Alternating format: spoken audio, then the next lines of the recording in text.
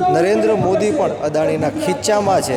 જે રીતના હમણાં ચૈતરભાઈ વસાવાને 7 વર્ષની સજા ફટકારવામાં આવી, આ પોલીસને ભાડે લાવીને આ સરકાર અને આ જે ખાનગી વીજ કંપનીઓ કરી રહી છે કે આ સરકાર છે એ ખેડૂતોની કે યુવાનોની સરકાર નથી, આ સરકાર ઉદ્યોગપતિની છે।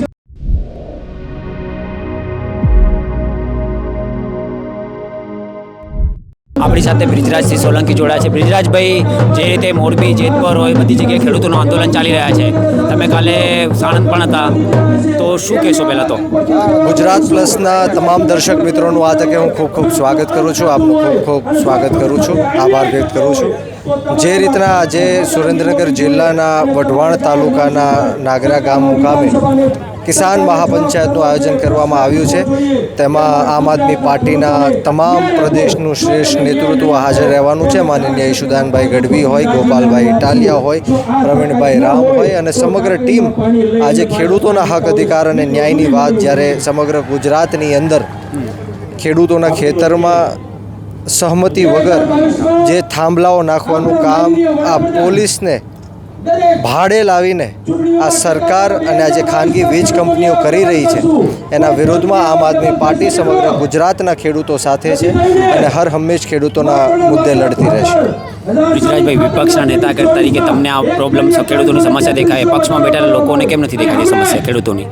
સરકારમાં બેઠેલા જે લોકો છે, મેં હર હંમેશ કીધું છે કે આ સરકાર છે એ ખેડૂતોની કે યુવાનોની સરકાર નથી, આ સરકાર ઉદ્યોગપતિની છે અને અદાણી આ ભારતીય જનતા પાર્ટીને ચલાવી રહ્યો છે। નરેન્દ્ર મોદી પણ અદાણીના ખીચ્ચામાં છે।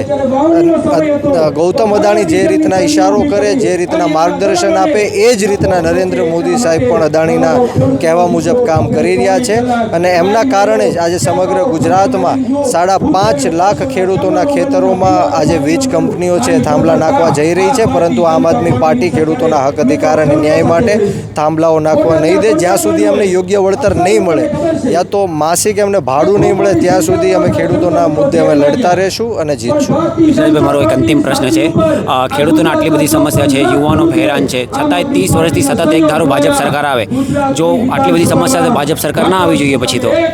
શામ દામ અને દંડની જે નીતિ છે, જે રીતના હમણાં ચૈતરભાઈ વસાવાને 7 વર્ષની સજા ફટકારવામાં આવી, એ ખોટા કેસમાં, ન જેવા કેસમાં એમની સાથે 9 જણાને પણ 7 વર્ષની સજા ફટકારવામાં આવી।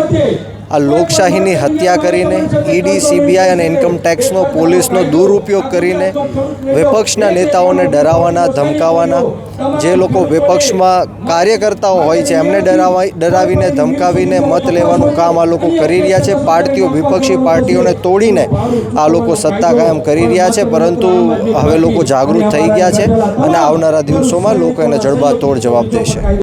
આ હતા બ્રિજરાજભાઈ સોલંકી। બ્રિજરાજભાઈ સોલંકીની વાતથી તમે કેટલા સહેમત છો, શું વિચારો છો, કમેન્ટ બોક્સમાં કમેન્ટ કરીને જણાવો। અત્યાર માટે બસ આટલું જ। ધન્યવાદ।